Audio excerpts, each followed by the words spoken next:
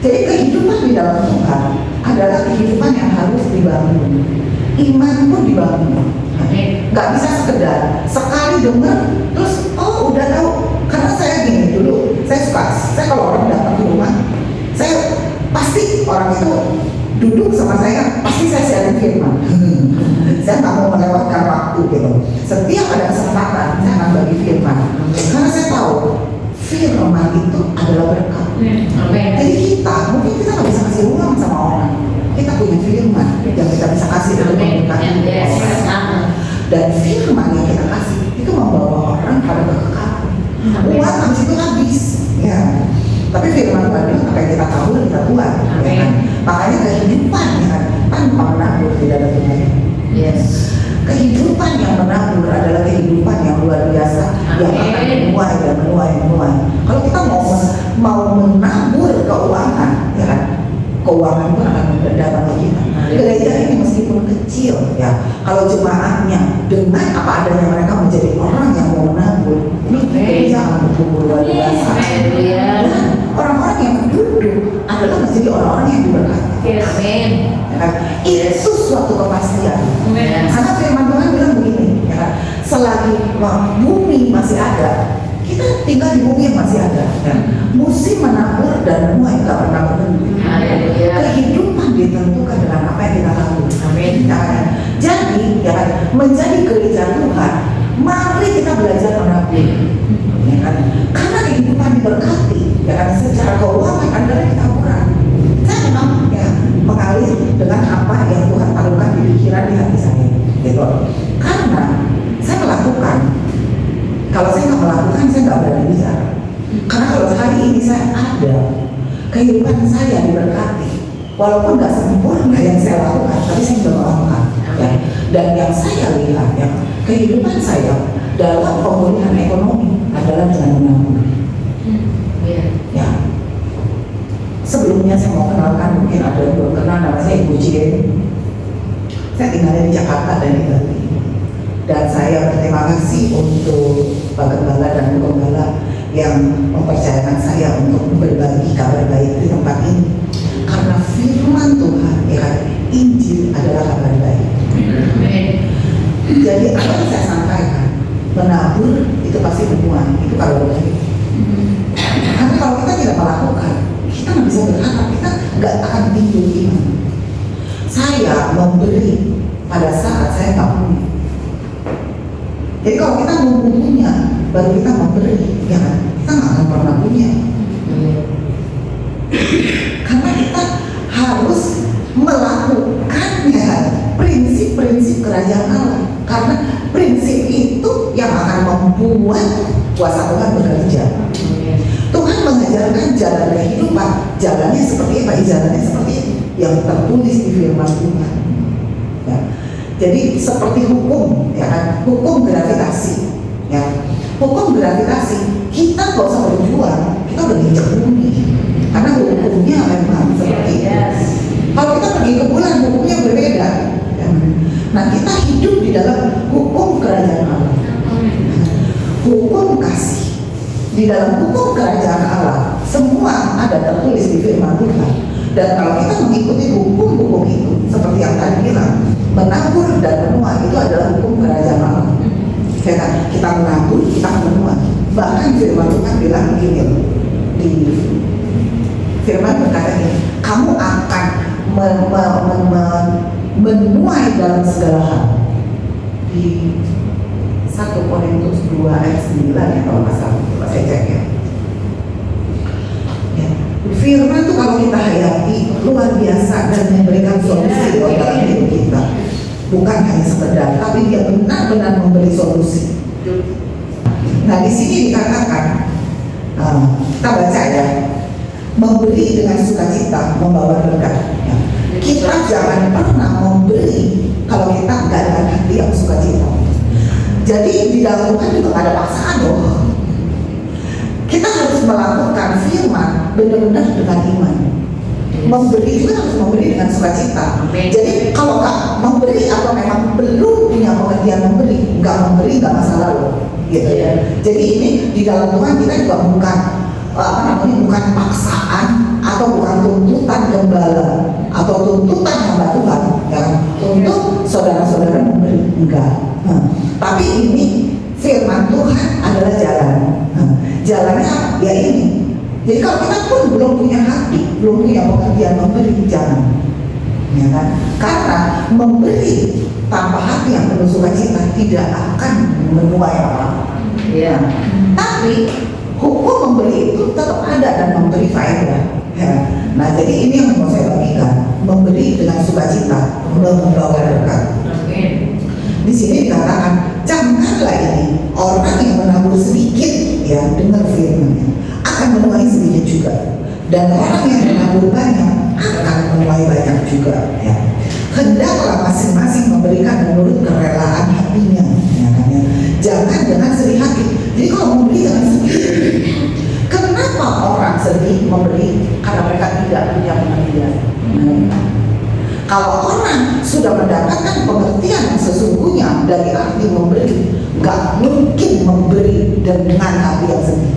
Pasti memberi dengan hati yang penuh sukacita. Kenapa? Karena tahu kalau kita menabur pasti menuai. Waktu kita memberi, ya hukumnya kita harus berharap. Yes. Gitu. Karena kalau kita nggak berharap, kita nggak berharap. Yes. Tapi waktu kita mengerti, saya memberi, saya pasti menuai, dan saya berharap tuayan. Nggak salah. Tuhan nggak. Kalau setiap anak Tuhan punya pengertian, mereka akan menjadi orang yang berbeda. Berharap dari apa yang kita tabur. Karena itu hukum. Dan Yesus datang supaya kita hidup dalam kelimpahan. Jadi kalau kita berharap, kita menuai, kita hidup dalam kelimpahan, Tuhan berfirman. Ada ayatnya yang berkata, waktu Tuhan melihat anak-anaknya mengalami Tuhan, wah Tuhan yang bergirang. Jadi waktu kita menabur dan kita berharap Tuhan, ya, janjimu Tuhan, apa yang aku tabur aku Tuhan. Engkau yang berjanji, engkau setia. Karena kerinduan engkau datang di muka bumi ini supaya aku hidup dalam kelimpahan.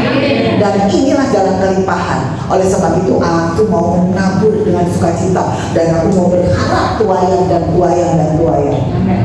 Waktu kita melakukan hal seperti itu, ya, kita akan melakukannya dengan sukacita. Makanya pengertian itu harus benar.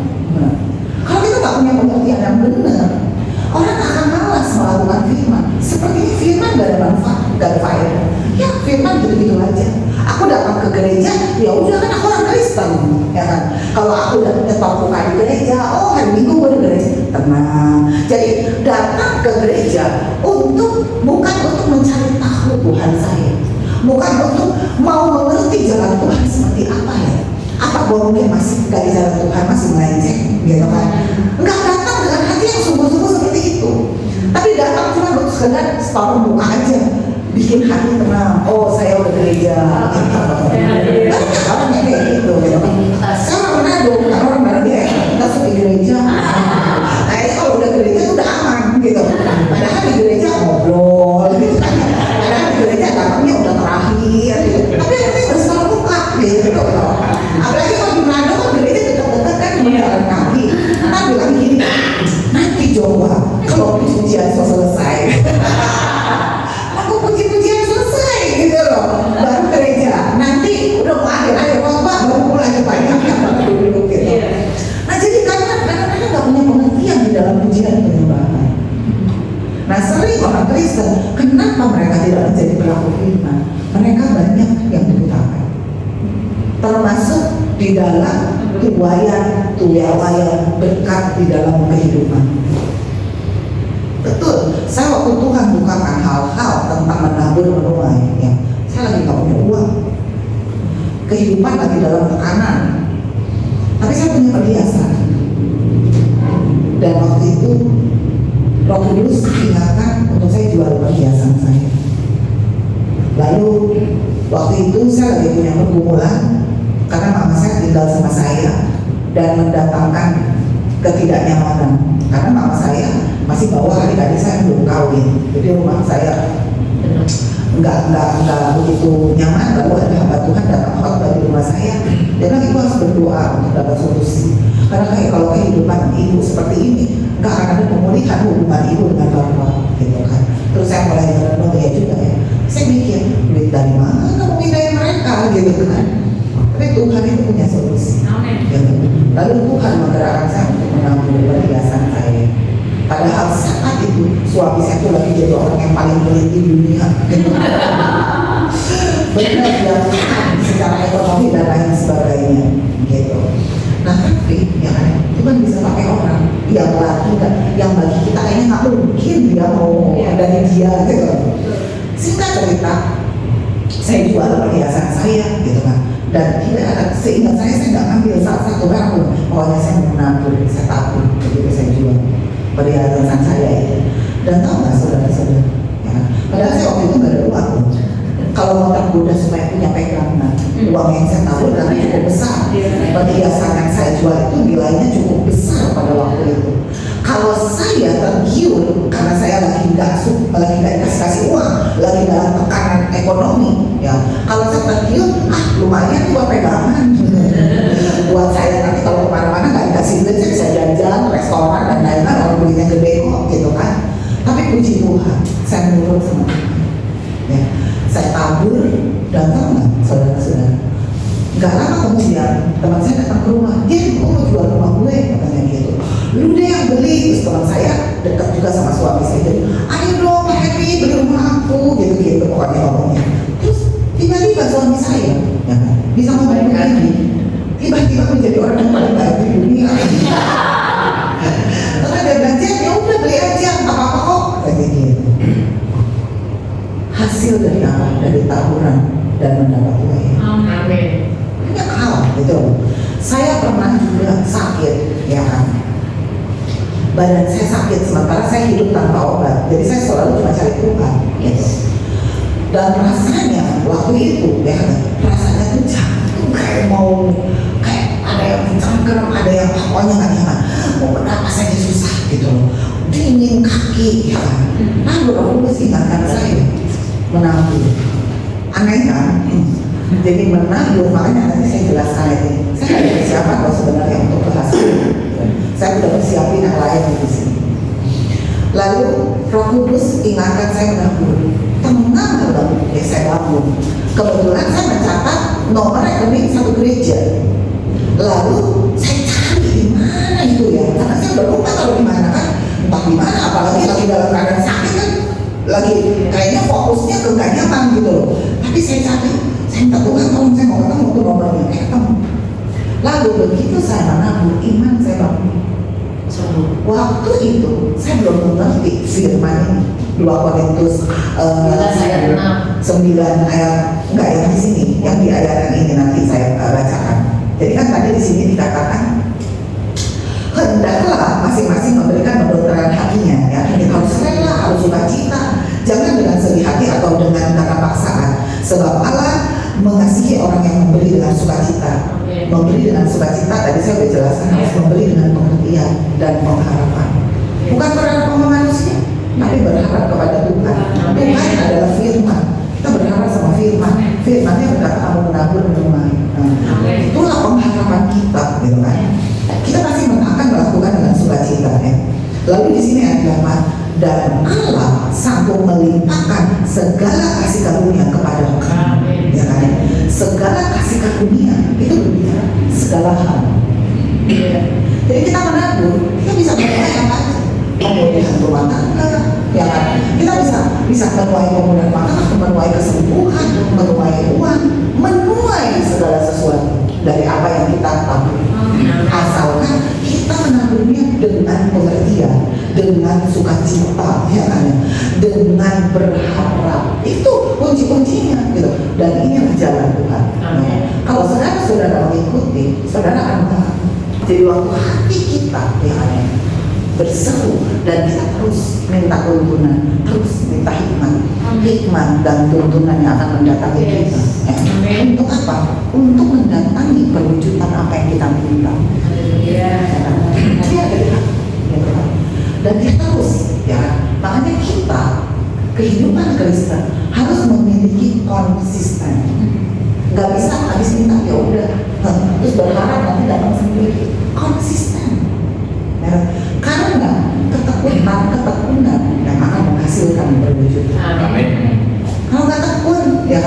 cuma melewati begitu aja, nggak bisa. Nah di sini dikatakan dan Allah sanggup melimpahkan segala kasih karunia. Kasih karunia adalah kemampuan ilahi yang daripada Tuhan. Kasih karunia adalah ya kan, segala sesuatu yang mustahil.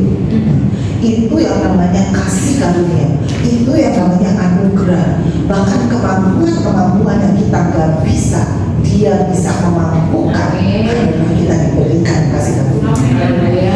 Dan Allah kasih karunia itu ada di dalam sejarah. Jadi kita hidup kelimpahan kasih karunia, dilimpahi dengan kasih karunia. Gak mustahil buat setiap kita.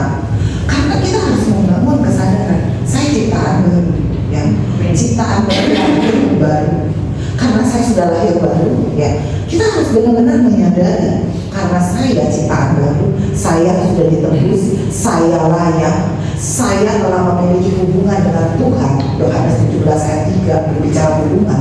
Kelahiran baru menyangkut dengan hubungan. Karena dulu kita sudah terpisah dengan Tuhan. Tapi kelahiran baru dalam Yesus yang membuat kita kembali bisa bersekutu, ngobrol sama Tuhan. Amin. Dan disitulah pula, ya kan, jati diri kita yang baru dikembalikan. Di mana firman Tuhan katakan kita serupa segala. Kalau setiap anak Tuhan menyadari saya serupa segala dengan kamu, wow, ya, kita akan punya nyaman yang berbeda. Amin. Nggak takut. Sama berharap sama manusia, pengharapanku sama Tuhan.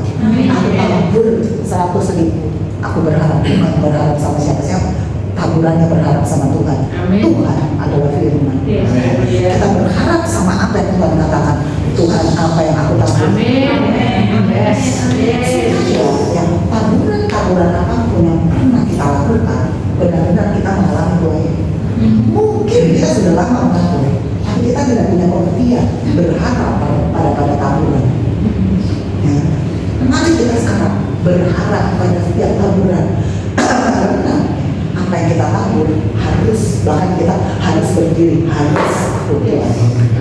Kita tuh di hadapan, ya kan, yang mau menghalangi kuasa Tuhan jadi Tuhan itu kan iblis.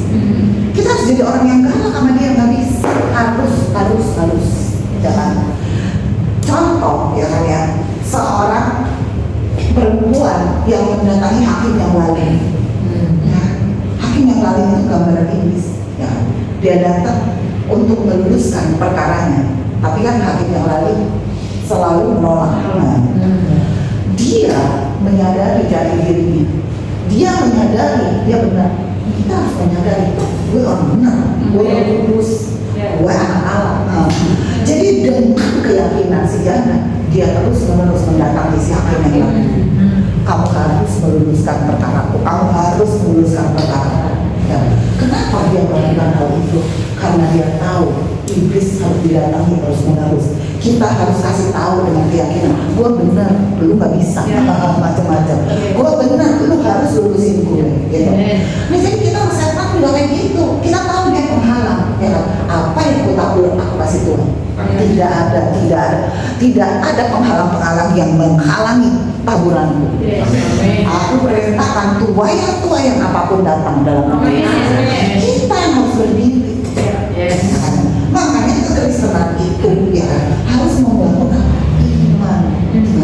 Karena tanpa iman kita nggak berkenan kepada Tuhan.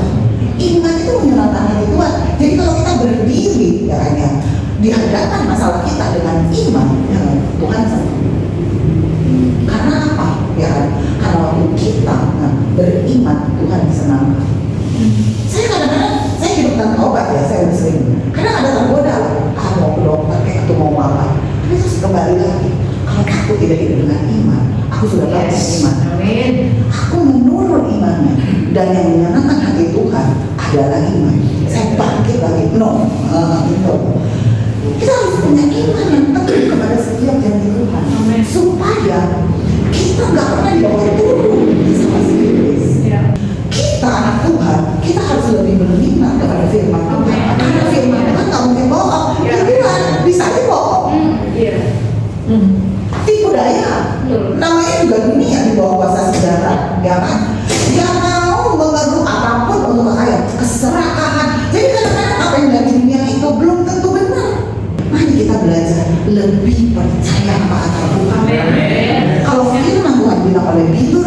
Yesus kamu udah sembuh. Pegang aja.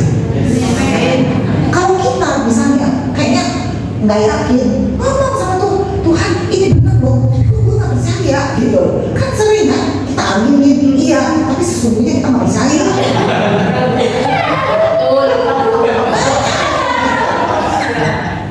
Kita butuh pertolongan Roh Kudus. Ya kan, makanya perlu ketekunan. Ya kan, firman Tuhan bilang iman timbul dari pendengaran.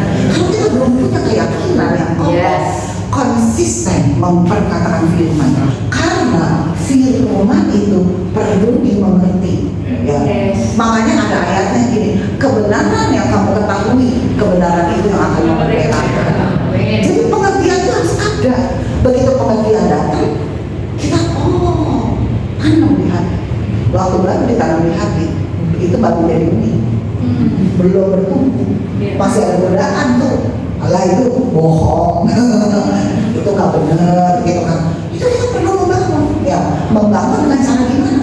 Ya terus dengan firman, dengan lagi firman yang lain, menemukan yang kita udah percaya. Terus sampai terbangun, sampai termanifestasi firman itu. Makanya kekristenan nggak bisa salah-salah.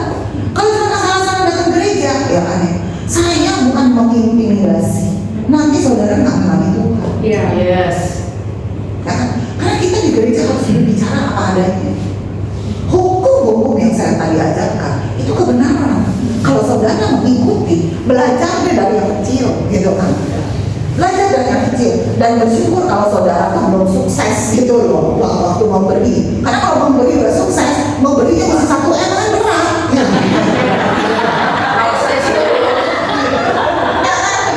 Tapi kalau misalnya kita masih susah, Tuhan bersyukur sehingga aku bisa menjadi pelaku firman. Amin. Karena itu bagian dari iman untuk melakukan firman. Kalau saudara mau memberi lebih lagi, Tuhan ini ada taburan. Aku percaya aku Tuhan. Itu kan kampanye juga kita berdoa. Kampanye itu berdoa. Ya kan? Jadi maksudnya itulah yang namanya hubungan. Ya, itu yang namanya kita tahu jalannya Tuhan. Karena jalan Tuhan di setiap kita itu pribadi lepas pribadi. Gak bisa saudara nyontek saya nyontek sama Pak Gembala, gak bisa. Saya mau jadi gembala, gitu kan? Enggak, kita harus tahu. Emang ada tuntunan. Emang ini langkahnya, gitu kan? Nah jadi seperti itu. Nah ini tadi saya baru sampai di ayat 8 ya. Di sini kasih karunia kepada kamu supaya kamu senantiasa berkecukupan di dalam segala sesuatu dan malah berkelebihan di dalam berbagai kebajikan. Ya. Seperti ada tertulis yang membagi-bagikan, yang memberikan kepada orang miskin kebenarannya untuk selama-lamanya. Artinya perkataan ini menabur ya dan akan menuai menabur dengan sukacita ya, akan mendapatkan berkat. Di sini jelas dikatakan ya kan ya, kebenarannya tetap untuk selama-lamanya. Jadi waktu kita memberi dengan pengertian yang tadi saya sudah ajarkan, memberi dengan pengertian ya kan ya, memberi dengan sukacita ya kan, memberi dengan juga berharap karena firman-Nya yang berkata di ayat yang lain akan kita tabur kita tuai. Ini kebenarannya untuk selama-lamanya. Ya, jadi kita itu yang hukum yang harus kita lakukan. Itu prinsip-prinsip kerajaan Allah dan gak bisa tergeser dari apapun. Saya waktu saya menabur tengah malam, ya kan ya, saya membeli, saya Tuhan berapa saya langsung. Itu iman langsung bangkit. Gak tahu datangnya dari mana. Besok pagi saya bangun badan saya udah nyaman, belum pulih sepenuhnya, tapi saya udah bangun, udah lebih enak, saya olahraga, sembari saya deklarasikan firman, tarik ketekunan, sampai si iblis benar-benar meninggalkan kita, ketekunan. Ya. Nah di sini saya mau membagikan ini firman Tuhan ya di Mazmur 27 ayat 11. Ini firman Tuhan bilang begini. Ini adalah seruan Daud kepada Tuhan. Dia bilang begini, tunjukkanlah jalanmu kepadaku ya Tuhan, dan tuntunlah aku di jalan yang merata. Oleh sebab seteruku Nah, di ini ayat ini di bahasa Ibrani-nya, jadi ini kurang lengkap. Jadi di bahasa Ibrani-nya, karena musuh-musuhku menonton aku. Kita ini ditonton sama si iblis, dan iblis menonton kita untuk dia mau mencuri, membunuh, membinasakan. Nah, jadi Daud berseru, ya kan, tuntun aku jalan yang rata. Jalan yang rata adalah jalan kebenaran. Nah, harus menjadi doa di hati setiap kita, supaya kita ada di jalan Tuhan.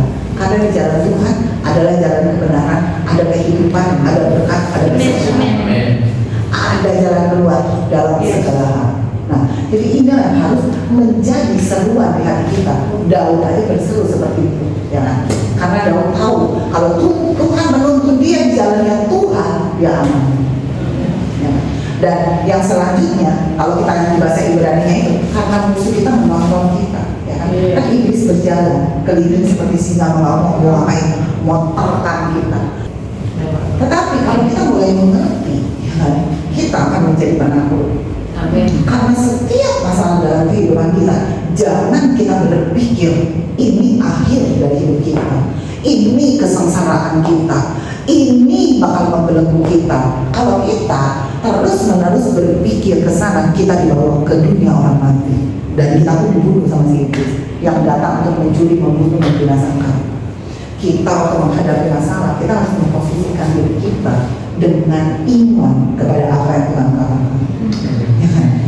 Dia akan tunjukkanlah jalan-jalan Tuhan adalah setiap kebenaran firman, termasuk yang tadi saya bagikan, itulah jalan Tuhan. Supaya tantangan apapun, mungkin kita lagi terpuruk, mungkin kita lagi sakit, mungkin kita lagi masalah hubungan, tapi itu jangan membuat kita menjadi orang yang terpuruk, jatuh, masuk ke dunia orang mati, kena jebakannya iblis. Tetapi itu kita harus menjadikan pijakan untuk kita mengenal Tuhan kita pribadi. Karena dia adalah jalan, dia adalah Allah yang suka mengajarkan jalan kehidupan. Nah, dia yang membawa kita pada jalan kemenangannya, dan kemenangan yang sudah dia berikan 2000 tahun yang lalu bagi kita. Jadi iman kita harus kita taruh di sana. Tuhan, aku percaya ini masalah yang tidak akan membuat saya mati. Ini masalah tidak akan membuat saya hancur. Ini masalah akan membuat saya melihat Tuhan bekerja. Kalau kita merubah pola pikir kita, segala sesuatu yang kita hadapi menjadi sesuatu yang tak ada masalah, yang bikin masalah pikiran. Di sini yang saya mau bagi ya, dari ayat ini ke ayat yang satu lagi ya. Coba kita buka Filipi 1 ayat 28. Filipi 1 ayat 28. Dengan tiada digentarkan sedikit pun oleh lawanmu, bagi mereka semuanya itu adalah tanda kebinasaan, tetapi bagi kamu tanda keselamatan, dan itu datangnya dari Allah. Jadi di sini, mungkin kita baca dari ayat sebelumnya, 26, 27, 28. Filipi 1 ayat 27.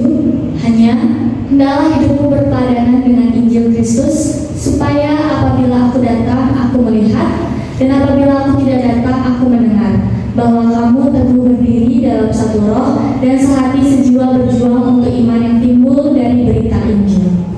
Lalu ayat 28. Dengan tiada digetarkan sedikit pun oleh lawanmu, bagi mereka semuanya itu adalah tanda kebinasaan, tapi bagi kamu tanda keselamatan, dan itu datangnya dari Allah. Kayaknya pengertiannya ada abu-abu. Kita baca bahasa Inggrisnya, ya, bagus banget ya. Di sini firman Tuhan di Amplified dia bilang gini, and do not, ya, for a moment be frightened or intimidated in anything by your opponent and adversaries, for such, ya, dalam kurung dalam consistence and fearlessness will be a clear sign, ya, proof and seal to them, bagi mereka, ya. Nah, kita bahasa Indonesia aja, kita baca ini ya, supaya cepat. Jadi bahasa Indonesia itu maunya gini, janganlah sejenak pun atau sedikit pun merasa takut atau gentar dalam hal apapun yang musuh berikan kepada saudara. Nah, jadi kuncinya untuk kita mengalami kebaikan Tuhan, jangan takut. Karena orang tuh kalau udah ditakut-takutin langsung lumpuh. Dan iblis berjalan berkeliling untuk apa? Dengan aumannya untuk memberikan rasa takut. Karena begitu kita terima ketakutan, kita udah langsung lumpuh. Nah, jadi jelas ayat ini berkata seperti ini. Paulus menulis surah Filipi waktu Paulus di penjara. Tapi Paulus bisa menguatkan gereja Tuhan dengan tulisan-tulisan seperti ini. Artinya di penjara pun dia nggak takut. Dan dia tahu itu adalah kunci kemenangannya dia untuk menghadapi masalah. Dan di sini jelas dibilang jangan pernah takut. Jadi jangan sejenak pun merasa takut atau gentar dalam segala hal yang diucapkan oleh lawan kita, yang diucapkan kan intimidasi adanya di mana?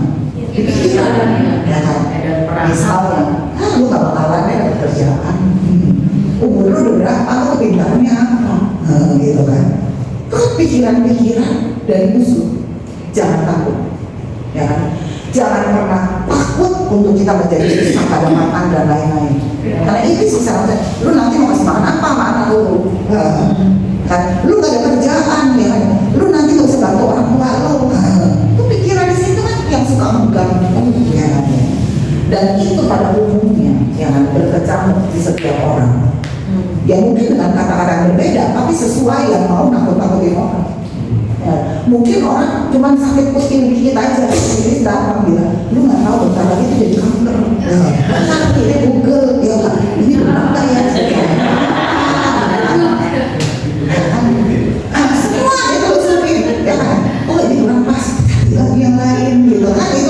Itu sebenarnya intimidasi dari iblis, untuk melumpuhkan kita. Makanya seruan Daud tunjukkanlah jalan yang rata, tunjukkan jalan yang benar.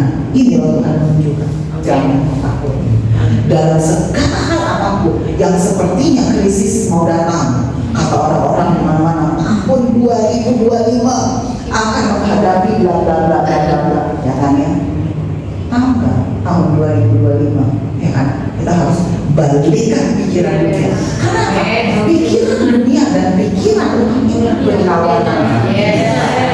Jadi kalau pikiran dunia kayak gitu, kita harus baca kitab Yoel. Kitab Yoel akhir zaman apa? Kesusahan besar datang. Betul. Jadi yang diberitakan dunia benar, nggak salah. Karena kita nggak bisa menghindari fakta. Karena kita hidup di dunia yang jatuh, biasanya di bawah kuasa sejahat. Tapi yang harus kita pegang janji Tuhan. Anak Tuhan diselamatkan, bahkan mereka akan diberkati. Tuayan jiwa-jiwa.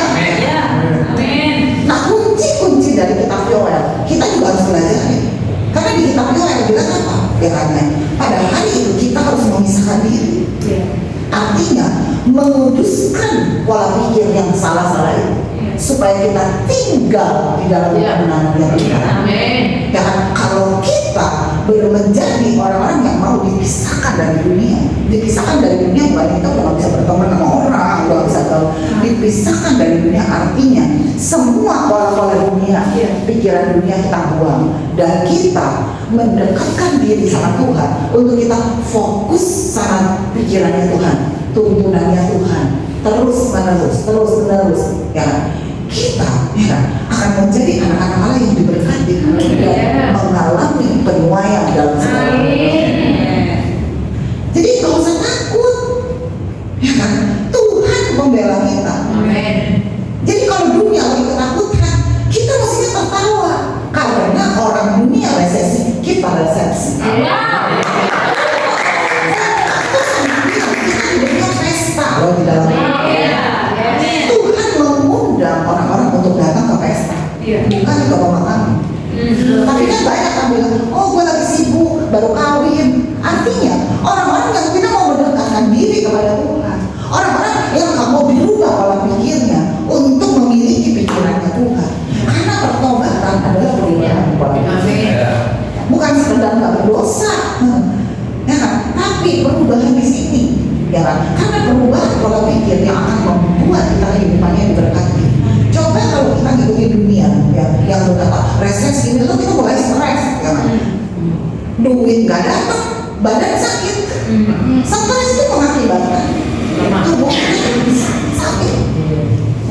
Nah jadi apapun yang kita karya, makanya firman Tuhan di sini berkata, ya kan, jangan sejenak pun merasa takut atau gentar dalam hal apapun ya kan, yang diucapkan oleh lawanmu, yang iblis katakan, ya kan, yang seperti kamu gak bakal dapat kerja, lu gak bakal dapat promosi, kita mau bohong gitu loh.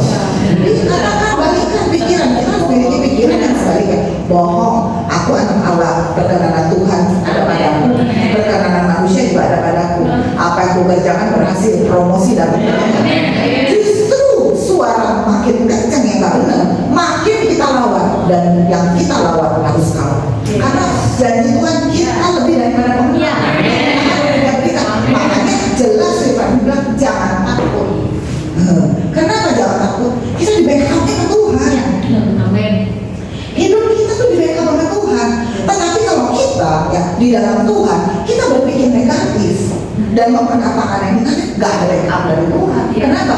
Kata Tuhan, dulu gak kenal jalanku, kamu keluar dari jalanku. Tapi kalau kita di jalan Tuhan, kita memperkatakan aku tidak takut karena Tuhan bilang aku gak boleh takut. Aku percaya sama Tuhan yang menjadi membackup aku, yang akan menolong aku menyelesaikan masalah. Gak ada loh orang di dunia hidup dari masalah yang gak ada gue tiba-tiba datang. Tapi bagaimana kita menghadapi masalah itu menentukan ya kan? Kita berdiri atas janji Tuhan atau tidak, dan kita hidup di dalam kemenangan atau tidak tergantung kita. Dan kalau kita untuk hidup berkemenangan, hidup dengan konsisten mencari Tuhan, membaca firman, merenungkan firman, sharing firman. Karena kita udah hidup ibaratnya di dunia hari ini. Kita udah lahir dari lain, hidup di dunia yang baru, hukumnya baru. Jadi sekalipun dokter ngomong juga nggak perlu didengerin. Kalau dokter ngomong banget, ya kan, enggak janji Tuhan kayak begini. Tuhan akan menolong, dia akan membackup firman. Tapi kalau kita malah dengerin, terus kemana-mana ngomong, oh enggak, tahu enggak, gue begini loh, gue sakit ini, tapi itu tuh selamat deh. Makanya kadang-kadang kalau orang nanya, gimana Bapak? Aku mikir, kadang kamu diceritakan, tapi mau menceritakan gitu kan ya. Ya udah saya bilang ya, kalau saya berharap yang baik. Gitu. Nah itu yang kadang-kadang menggoda pikiran dunia. Nah, jadi di sini waktu akhir zaman kita harus menjadi orang-orang yang dipisahkan supaya hidup kita pesta, bukannya ke pemahaman, ya kan? Nah di sini dikatakan ayat selanjutnya, karena keteguhan dan keberanian, ya kan? Kita harus menunjukkan kepada si iblis, ya kan? Keberanian. Kita harus pun mencari Tuhan, tapi kan sudah bahas tentang konsisten, ya kan ya, dan menunjukkan keberanian. Iblis itu tidak maha tahu, ya. Iblis tidak maha tahu, Tuhan maha tahu. Tetapi iblis, ya kan, dia akan mencari tahu, ya kan? Makanya tadi ayatnya jelaskan, makanya saya mulai dari ayat itu, karena musuh-musuhmu mengawasi aku, ya kan? Setan sedang menonton kita, dia ngawasin kita. Kita percaya sama firman atau enggak? Dan akan keluar dari ekspresi dan tindakan kita. Kata-kata kita lah yang ditangkap sama si jahat. Ekspresi kita yang dilihat sama si jahat. Makanya dia bilang dia mau mengawasi kita. Nah, makanya kita harus membangun iman supaya kita memiliki perkataan Tuhan. Nah, kita harus membangun iman sehingga mental kita, ekspresi kita adalah ekspresi ilahi, ekspresi tidak takut. Karena dia menonton kita untuk ngapain, dia mencari celah, dia mau hancurin kita. Kita harus ngerti hal-hal kayak gitu, ya. Supaya kita harus mau bergiat mencari Tuhan, supaya kita selalu menunjukkan gue nggak tahu. Kalau kita nggak takut, dia nggak bisa ngapa-ngapain kita. Karena pijakan ya yang setan berikan adalah kaumannya, ketakutan. Begitu ketakutan datang, itu sudah dia mengejar, dan dia udah mulai masuk untuk menghancurkan kita. Nah lo kan benar kan, lo sakitnya ini kan, benar kan kata dokter ini susah disembuhin, benar kan biayanya gede, gitu. mulai ketakutan dari satu ketakutan yang lain, lawan. Aku tidak mau ditakut-takuti oleh intimidasiku. Allah akan mencukupi segala keperluanku oleh pilihan Tuhan Yesus. Aku udah selesai. Damai sejahtera Allah menguasai aku. Itu yang harus ada di benak kita, sehingga ketakutan tidak menguasai kita. Beberapa waktu yang lalu, ini kaki saya kan jalan karena ada di samping rumah. Oh, kayak masuk air. Saya di situ kan ada kayak aliran. Saya ke sebelah. Terus udah gitu tahu-taunya saya nyandung, terus jadi kukunya tuh kayaknya mungkin plak masuk gitu kan. Tapi saya pikir oh cuma sakit gitu, jadi kan kuku sakit gitu. Tapi kan saya selalu datang soal video Tuhan Yesus sembuh, aku tolak. Jadi saya cuma kasih cuci bersih aja, terus udah. Beberapa waktu kemudian saya ini kayak nyebrek ini kukunya gitu loh. Jadi ternyata dia tuh rupanya mungkin patah di dalam sini gitu kan. Udah saya mulai potongin sebulan. Jadi kalau dilihat tuh menyeramkan gitu loh kukunya. Udah gitu, wah ini iblis kurang ajar, gua gak mau takut sama dia, enak aja loh gitu kan. Udah saya ambil HP, aku foto, prak ya kan. Dalam nama Yesus, oleh bilur Tuhan Yesus aku sembuh. Iblis besok sembuh, gua mau bersaksi. Aku bilang gitu. Itu harus ngadepin dia tanpa takut. Karena kalau enggak, ya enggak ada. Terus aku doain terus aku nama Yesus, oleh bilur Tuhan Yesus tanpa obat. Sekarang udah bagus. Kalau dari nama sempurna tak foto, baru tak bandingin buat kesaksian. Iya, karena kesaksian anak-anak Tuhan menakutkan. Amin. Jadi kalau kita jadi kita jadi balik ya, gitu. Supaya dia kapok ngerjain kita, nggak bisa kita ngerjain. Iya kan? Nggak tak foto dalam nama Yesus, sebuah foto yang buat kesaksian. Aku bilang itu ya, kakiku sempurna normal, ini semuanya. Amin. Langsung jadi enggak juga gitu. Tambah terus tambah jelek gitu. Terus udah gitu, gua nggak mau lihat lagi. Jadi saya kalau mandi mau di Batam, mau di mana, saya nggak pernah lihat loh jari saya kukunya. Kenapa? Penglihatan bisa melemahkan iman. Karena iblis begitu jatuh di jiwa, di pikiran, perasaan, kehendak, dan penglihatan adalah bagian dari indera kita. Saya nggak mau lihat, cuci aja kayak gini. Habis itu dibersihin udah. Pokoknya nggak mau lihat aja. Iblis gua nggak mau lihat. Lu nggak bisa ngaku-ngakuin gua. Kita melihat itu bisa mikir, aku ini sama kayak gini. Kenapa ya? Daripada aku terganggu dengan kenapa begini, kenapa gitu, mendingan nggak lihat, gitu kan? Ya, itu cara saya ya. Dan puji Tuhan, selama udah nggak merasa apa-apa gitu. Terus kalau dipegang udah lebih enak. Belakangan ini saya lihat tuh, ini udah bagus, oh nggak apa-apa deh tiap kali dilihat. Kita harus menghadapi dia dengan keberanian. Kalau saya nggak punya firman, saya nggak mungkin berani menghadapi. Tapi puji Tuhan, saya punya keberanian karena saya tahu Tuhan saya penyembuh saya. Saya mengalami kesembuhan ilahi, saya mengalami kebaikan Tuhan yang ini, saya mengalami, jadi saya berani menghadapi. Dan kalau kita berani menghadapi sejarah, ya dia yang akan berani. Makanya kemenangan demi kemenangan yang kita alami, ya kan, membuat wilayah-wilayah itu menjadi wilayah kekuasaan kita. Makanya kita harus konsisten.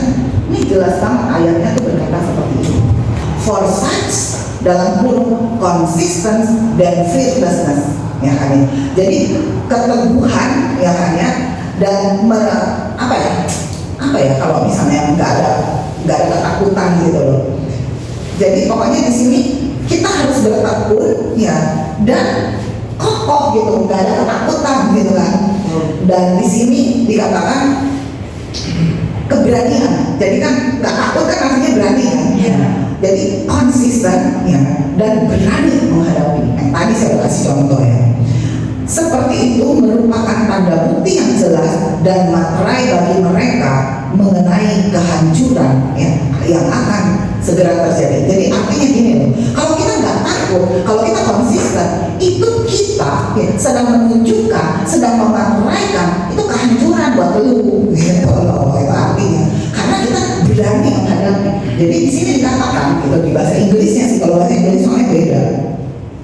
Jadi itu merupakan tanda bukti yang jelas dan materai bagi mereka kalau itu kehancuran buat mereka karena kita punya keberanian, tidak ada ketakutan. Karena ketakutan yang memberi kemenangan sama dia. Makanya kita jangan suka kasih ekspresi kata-kata yang bikin iblis menang, yang bikin iblis bahagia. Sedih lah gitu kan, terus kayak ada sukacita gitu kan ya. Kita bisa menghadapi masalah, tapi kalau kita punya firman, saya juga kadang nggak gini tiba-tiba mau sedih, oh no, ya kan, langsung sadar aku tolak semua orang kesedihan, aku orang yang melimpah dengan damai sejahtera dan sukacita, ya kan, aku kuat, aku sehat. Itu harus menjadi ya kan, sesuatu yang kita tunjukin sama si iblis. Nah itulah yang tadi yang dikatakan ya, kita harus menghadapi dengan keberanian ya, dan konsisten kan. Serangan tuh nggak datang sekali. Kita nggak tahu tiba-tiba serangan apa lagi yang datang. Fakta. Makanya saya berbicara ya, dengan gamblang ya, dengan apa-apa yang orang Kristen alami. Bukan menjadi hamba Tuhan terus kita udah berdiri. Tiba-tiba ada masalah-masalah yang kita nggak duga. Nah inilah yang harus kita persiapkan. Kita nggak boleh takut. Kita harus menghadapi dengan keberanian, dengan konsisten. Nah itu bagian kita, itu jalannya. Karena kalau kita melakukan hal seperti itu, ya kan, itu kayak ada tanda bukti di diri kita materainya. Kita lagi ngomong sama dia, lu tuh udah kalah. Gitu bahasanya, bahasa gampangnya di ayat ini. Lu tuh udah kalah, lu gak ada apa-apanya. Karena apa kita bisa berkata gitu? Yesus kan yang ngomong. Iblis itu, ya kan, yang di Kolose katakan, sudah dijadikan tontonan. Udah dijadikan tontonan, artinya apa? Dia tuh udah kalah. Nah, janji Tuhan tuh ya dan amin. Kita harus memberi posisi dan maksudnya ekspresi yang seperti itu. Jadi kalau dia bikin gini, lawan bilang sebaliknya. Kalau dia bilang wah resepsi, enggak, aku resepsi. Dia bilang lu sakit ini gak bakalan sembuh, bilurnya udah menyembuhkan. Jadi suara Tuhan lah yang harus lebih kuat di benak dan jiwa kita daripada suara dunia. Itulah yang namanya kehidupan kekristenan yang harus konsisten. Terus bangun. Makanya nggak bisa sekali dengar. Saya pun kalau sekali dengar besok bisa lupa. Apalagi udah bergaul, udah ketemu orang dan lain-lain. Nah, makanya saya harus punya persekutuan ibadah, punya doa bersama, ya, dengar firman lagi, ulang lagi, baca lagi ayat-ayat, baca firman Tuhan. Itu artinya kita konsisten, ya kan, bersaksi, ya, berbagi, melayani sebenarnya mendatangkan kebaikan buat kita. Kenapa?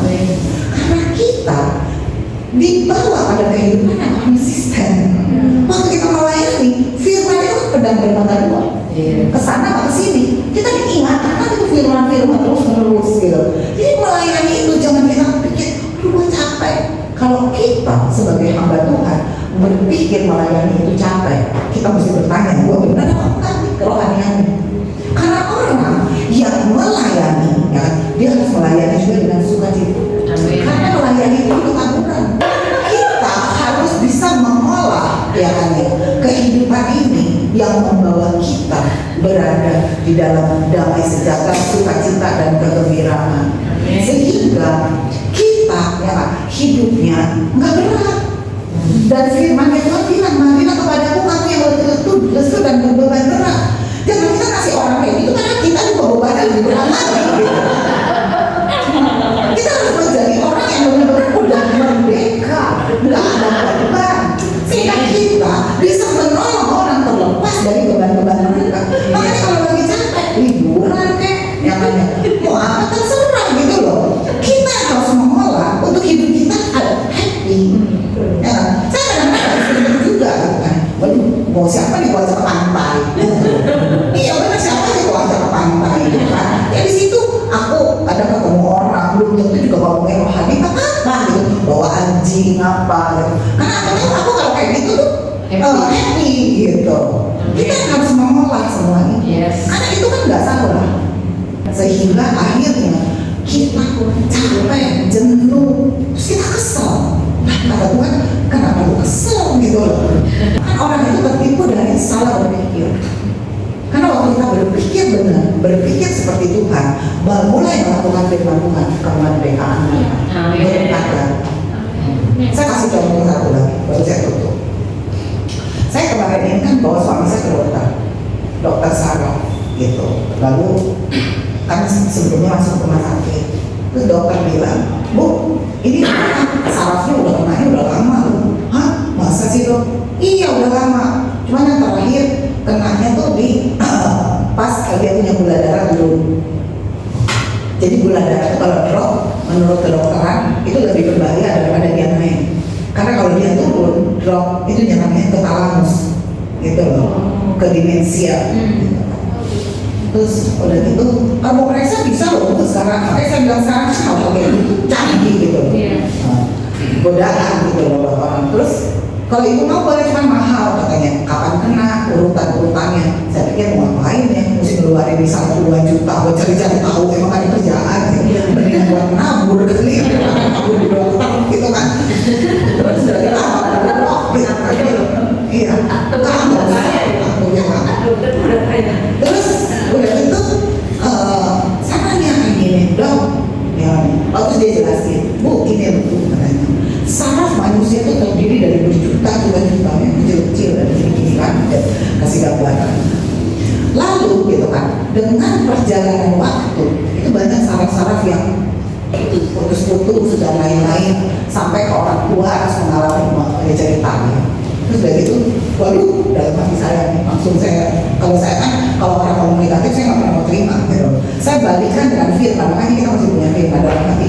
Dalam nama Yesus, roh yang membangkitkan Yesus dari antara orang mati ada di dalam aku, menghidupkan saraf-sarafku, nggak ada yang putus. Aku orang benar, pikiran orang benar diberkati, pikun dan lain sebagainya. Saya nggak mau terima. Lalu udah gitu, tapi secara jasmani untuk kita melayani orang dunia kita perlu tahu, nggak ada salahnya. Tapi sekedar tahu. Tapi jalan yang kita pilih adalah jalan Tuhan. Terus udah gitu, saya tanya terus supaya nggak putus gimana? Terus supaya nggak kayak gitu gimana dong? Gitu kan?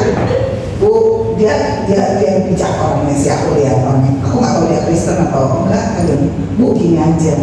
Makanya menghadapi hidup kalau ada masalah kita cari solusinya apa.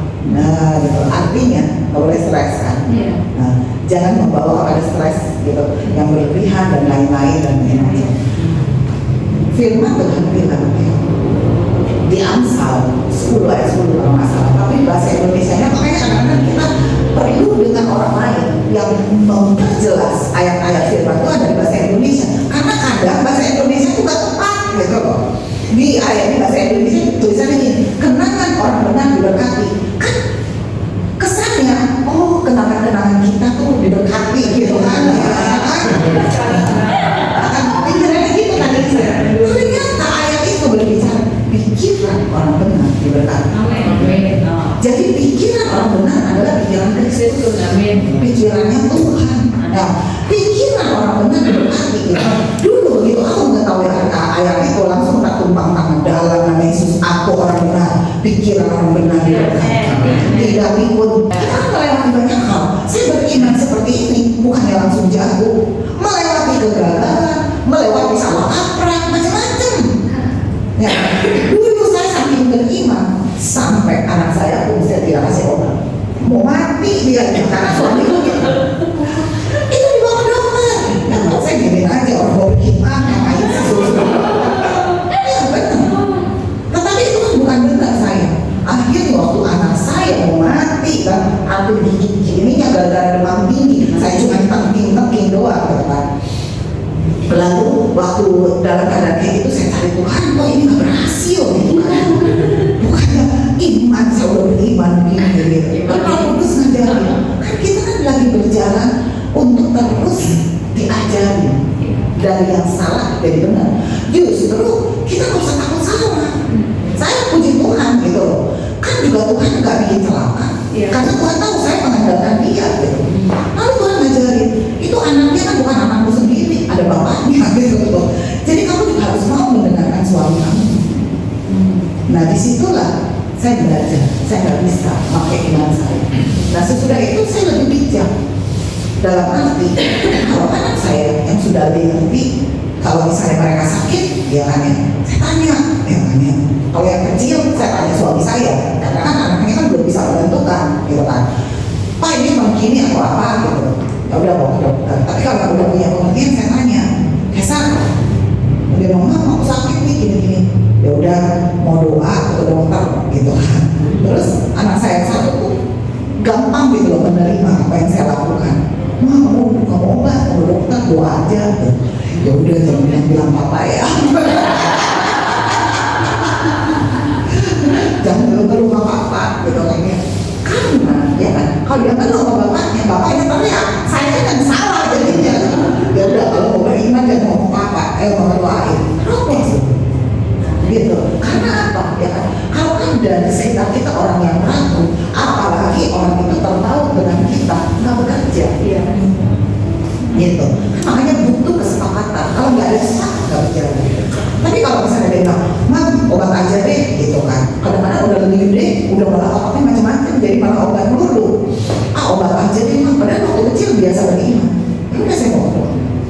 Kita belajar terus. Saya juga masih belajar. Gitu. Tapi mari kita terus mau belajar. Puji Tuhan, ya. Tuhan berkati. Saya berdoa kesaksian saya menjadi berkat di tempat ini. Saya meneruskan kesaksian saya supaya lengkap. Nah, jadi saya tanya sama dokter seperti itu, lalu saya pulang. Yang saya pulang, saya sembari merenung, oh gitu ya otak, oh gitu. Itu secara saya doa, saya berkati pikiran saya, pikiran ini, pikiran yang diberkati, gak ada saraf yang dulu karena stres, karena apa ya. Dalam nama Yesus, roh yang membangkitkan Yesus dari antara orang mati menghidupkan. Gitu kan. Tetapi saya mengambil ketetapan Tuhan. Saya mau bukan lagi mengambil kesembuhan, tapi saya hidup di dalam kesembuhan di mana saya nggak sakit, nggak ada gangguan gitu loh di sana. Puji Tuhan, saya sudah mengerti firman Tuhan, sehingga tantangan apapun saya berdiri atas firman Tuhan dan saya memperkatakan berkat. Saya nggak mau memperkatakan berkat. Yes. Mari kita berdoa. Saya berdoa semua yang saya sampaikan menjadi berkat, menjadi hikmat bagi saudara